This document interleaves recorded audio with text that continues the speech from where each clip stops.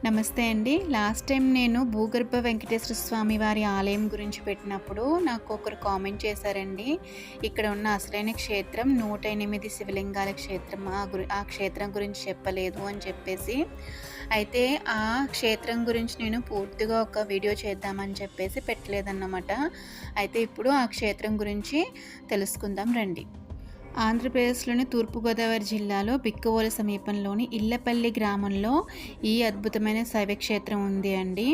అయితే ఇక్కడ 108 శివలింగాలనేవి ప్రతిష్ఠించబడి ఉన్నాయన్నమాట. అయితే ఈ ఒక్కొక్క స్తంభం పైన సుమారుగా 1108 శివలింగాలనేవి ప్రతిష్ఠించబడి ఉన్నాయన్నమాట. అయితే ఈ 108 సంఖ్య వెనుక ఉన్న రహస్యం ఏమిటంటే, హిందూ సాంప్రదాయంలో 108 అనేది సంఖ్య చాలా అత్యంత పవిత్రమైనది. 108 ఉపనిషత్తులు, 108 దివ్యనామాలు, 108 జపనామ పూసలు, ఇలా 108 సంఖ్యకు ఆధ్యాత్మికంగా ప్రత్యేకమైన స్థానం ఉంది కదండీ! అయితే ఇక్కడ ఈ క్షేత్రంలో ఉన్న 108 శివలింగాల యొక్క ప్రత్యేకత ఏంటంటే, ఇక్కడ ఎవరైనా సరే ఈ 108 శివలింగాలకు అభిషేకం చేసినట్లయితే గనక, ఆ 108 శివలింగాలపై పడిన నీరు యొక్క ధార ఏదైతే ఉందో అది మన గర్భగుడిలో ఉన్న శివలింగం పైన 108 ధారలుగా అభిషేకించినట్లుగా వస్తుందండి. అదే నీరు వస్తుందన్నమాట. ఇక్కడ మీకు గర్భగుడిలో ఉన్న శివలింగం ఎలా ఉంటుంది, ఇదిగోండి ఇక్కడ చూడండి, శివలింగం అనేది మనకి బంగారు వర్ణఛాయలో కనిపిస్తుంది.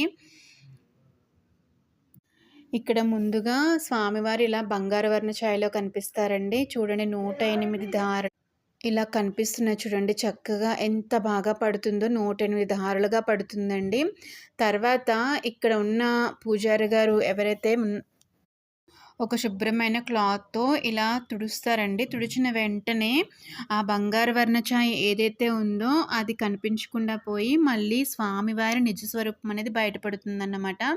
అయితే ఇక్కడ పూజారిని గారిని అడిగితే ఒక 10 నిమిషాల్లో చక్కగా బంగారు వర్ణఛాయలో ఉన్న శివలింగం మళ్ళీ కవచం ఏర్పరుచుకుంటారు స్వామివారు అని చెప్పేసి అన్నారన్నమాట. అయితే మామూలుగా శివలింగం మనకి ఇలా ఇలా సిల్వర్ రంగులో కనిపిస్తుందండి. వెండి ఛాయలో కనిపిస్తుందన్నమాట. ఆ అభిషేకం తర్వాత మళ్ళీ ఇమ్మీడియేట్‌గా ఒక 10 నిమిషాల్లో స్వామివారు మళ్ళీ కవచం ఏర్పరుచుకుంటారమ్మా అని చెప్పేసి చెప్పారన్నమాట. అయితే అసలు ఇది మన కళ్ళతో సాక్షాత్తుగా చూస్తే మాత్రం ఒక మహా అద్భుతాన్ని చూసిన అనుభూతి అయితే కలుగుతుందండి నిజంగా. ఎప్పుడైనా అటువైపు వెళ్ళినప్పుడు తప్పకుండా దర్శించుకోండి.